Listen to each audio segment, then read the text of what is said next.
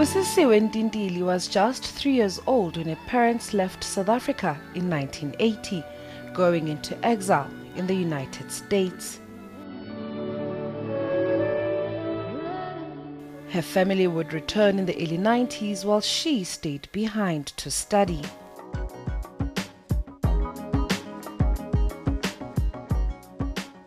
Busisiwe finally came home in 1999, aged 22.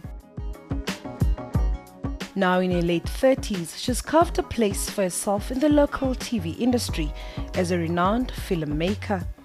While in exile, her parents instilled a sense of South Africa as home, but adapting to life here hasn't been easy.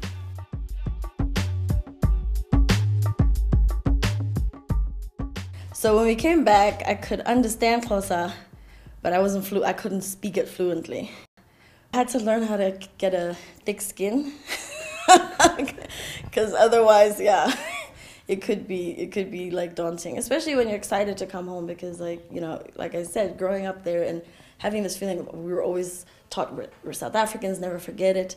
So when I came home, I was excited and like, yeah, I'm finally, gonna be home. And then to have that kind of reaction can be disappointing. There was the world in our house, where we ate samp and boerewors, and my mother made magwenya and fried fish, and my grandparents would send us like Sotho blankets, and my parents spoke Sotho to each other, so we also got some of the language.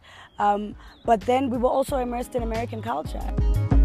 Lebo Mashile, like Busisiwe, is also an exile child, and like many exiles, the loss of cultural identity was hardest to overcome. Of course, there is a sense of dislocation. I mean, of course, I would sell my left hand to be able to read and write my mother tongue. There's so many things that I know that I'll never get back. Professor Melissa Steyn has researched the phenomenon. She's found that cultural expectations made it more difficult for women to reintegrate. For the women, they had experienced quite a lot more freedom outside of the country, and found that when they came back into the cultural contexts here, that there were definite expectations of how they would fit into their families and extended families. Both Lebu and Busisiwe immersed themselves in the culture, finding solace in music. Through work and stuff, I met people and made friends, and that also helped with culture, because I met Sotho friends and Xhosa and Venda and whatever. And I think through those friendships, it helped to, it was like a fast track school of like, just learning about South African pop culture and who's this musician and who's that, For Black South Africans, cultural identity is an important part of their heritage. Professor Steyn also found that some exiles were unable to fit in when they returned. When you come back in, because you've changed, because you've had all of those other experiences outside of your home country, and then when you come back in, people expect you not to have changed. They expect you to fit back in just exactly as if you'd never left. But for these two young women, despite the challenges, this is where they want to be. There's no other place, Every day, this place is like, what are your class politics? What are your race politics? What are your gender politics? How do you feel about nationalism? How do you feel about Pan-Africanism? How do you feel about this? Well, how do you feel about that? Well, let me throw this spanner into your works. And it's relentless. But I mean, for a creative person, for somebody who's passionate about growth, it's absolutely necessary.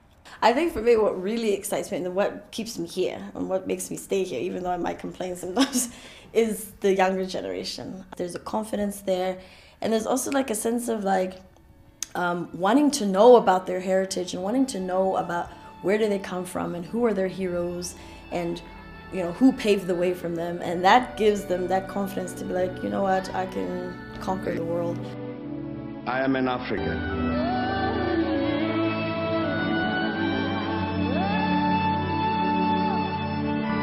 And in the knowledge that none dares contest that assertion, I shall claim that I'm an African.